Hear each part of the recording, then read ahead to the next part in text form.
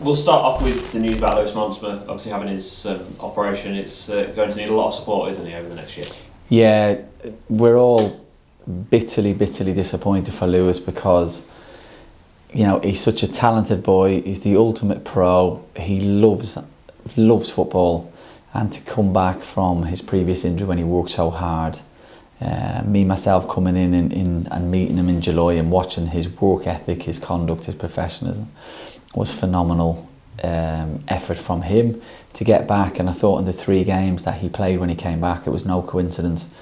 I think we'd won 2 and drawn 1, played a huge part in that. So just on the difficult journey he was on, and then to come back and have such bad news again, it is, you know, shockingly heartbreaking for him and all of us that I've got a chance to see what he's like. But he's got the full support of us.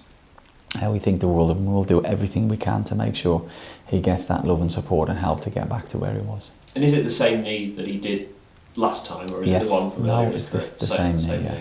And is it similar in terms of operation and rehab? Is it expected to be the same? All I know is that I think the surgery was a success, so that's great news. And you know, I don't want to be on camera talking about the time frames, but it was substantial. It will take every day that it needs. There's no quick fix to it, and I think we just need to be patient and respectful of the moment, and do everything we can to help Lewis, to support him and his family. It's going to be a busy week coming up with retained list and things like that. Is that something you look to get out nice and early? And do the players already know their future, or is that a conversation you have after Sunday? No, a lot of things take care of themselves. Sometimes it's other players that. We've spoken to players are like, you know, I'm just going to see how things go. So it's a dual thing. I'm quite comfortable where we are with every player. I'm not comfortable with the fact that somebody's trying to ring me, my wife, so she'll have to wait. But no, we're in it. I feel we're in a good place. I feel we're in a good place. I think there will be people leaving for a multitude of reasons, my pastures new and things like that. But we've got a brilliant recruitment team. I'm sure we work as hard, if not harder, than anybody else on that. So I'm confident going into the summer. Are you going to take a break? I'm not sure you can. I don't think it exists, and rightly so. I mean, it's the only environment I know. I think the players need a break. The players need a break from each other. They need a break from me. They need a break from the staff, and rightly so. But I don't think that the job as a head coach. I think it'll be quite manic in the summer. So, but you know, it's nothing we don't know. It's nothing that it shouldn't be. Why should we have switch off for 6 weeks? And so I don't know any environment in the world that does that outside of football. What have you learned as a head coach this season? The biggest things? Biggest thing was an understanding of what I thought I could do, or what football looked like, and the reality of what it is very different. I've learned a lot about myself in multiple ways. Managing up, managing down, dealing with players, highs, lows. It's the best job in the world, and it's also the toughest job in the world. I've experienced really weird bouts of anxiety, and not like just like 10-second sugar bursts where you snap out. You know, not man up. I wouldn't use that phrase to anybody, but I'm comfortable with it myself. It's been an amazing experience. 50 times better than I thought it would be. And when I was coming into it, I thought it'd be amazing. I feel very lucky and privileged to be sat here for such a great club with good people. The people like Clive and the board have made it really easy for me, because when you come into a club, you kind of get sold things. That's the one thing we do when we're pitching to players. We say, if you don't like the pitch, don't sign for us. If you don't like anything on a presentation, we're not the club for you, because we're everything it says on the tin. And the club I've came and worked for this year has been everything that Clive and the board said it would be. But to go back to your question, learning is probably what the league looks like and what players look like and what works.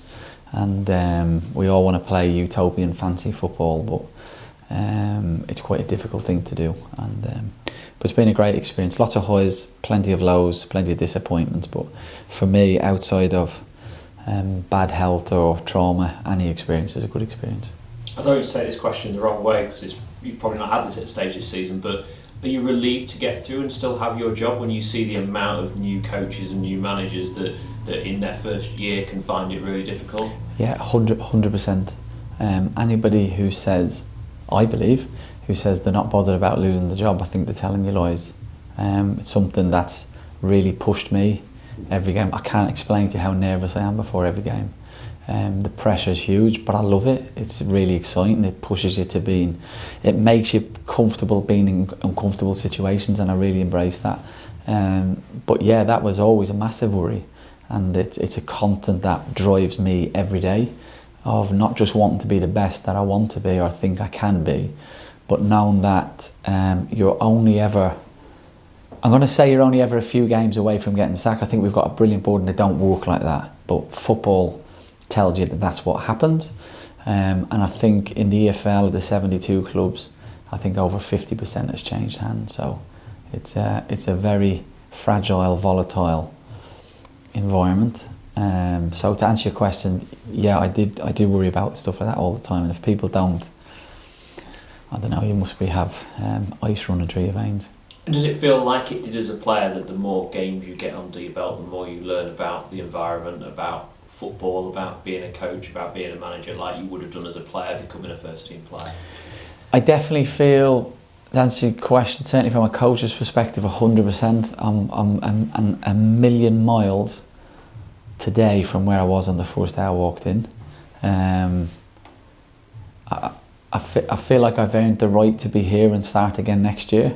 And in a weird way, it's kind of a new term people use, but I think when I first came in, although I've worked so hard to get the opportunity, there's huge bouts of imposter syndrome, and do you really, have you conned people, have you tricked people, and your mind plays tricks on you. But I do feel I'm a million miles from where I was, and I'm not saying I'm a million miles better. I'm definitely a lot more experienced and a lot more educated on the role, on the club, on the league, on players, just everything that surrounds being a head coach. Going forward, what would you like to see the club do in the summer when it comes to recruitment? Where do you think are the key areas you'd like to see improvement made? Through nobody's fault, I think recruitment's really impressive at the club. I also want to give credit to our staff, our footballing staff, because I think we've changed a lot in recruitment as well to help the club. I think we've done some really good things in that. So I think Danny and Tom and Scott and Mike and Sam and the rest of the guys, without going through, have played their part in that. The one thing I would like to do is to get things done early, but that's got nothing to do with the recruitment team. We're in the lap of the gods. So if I could do one thing, it'd be to get people in ASAP. An area in particular on the pitch that you think you'd like to see an improvement in or a strengthening in? Yeah, but it's not really, apologies Rob, it's not really, we're not. I don't feel we're weak in any areas. I think through the spine of the team we want to improve. We'll 100% want to bring in centre halves, we 100% want to bring in a midfielder, we 100% want to bring in 7-11, we want to bring in another striker. So we actually need people in all areas. The only difference I can't answer is whether we need 4 defenders, 3 midfielders, 6 forwards, or whatever it may look like, but we will look to improve all areas of the team. Going on to this weekend then, Shrewsbury is again a game with something on it, in the fact that it depends where you finish, can depend on what the result is. Yeah, 100%. I think Steve's an outstanding guy. I think he's really impressive. I remember specifically talking about him when we played him at their place. I mean, we must be past 700 games now, multiple promotions, and just in a really bizarre way, I've probably seen Shrewsbury play more than any other team this year. Every time I'm looking at a game, they always seem to be playing Shrewsbury.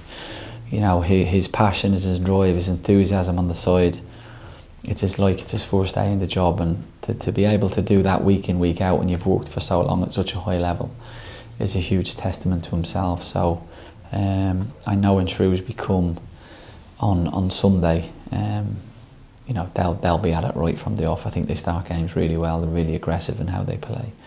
I think it'll be as tough as any game we've had this year.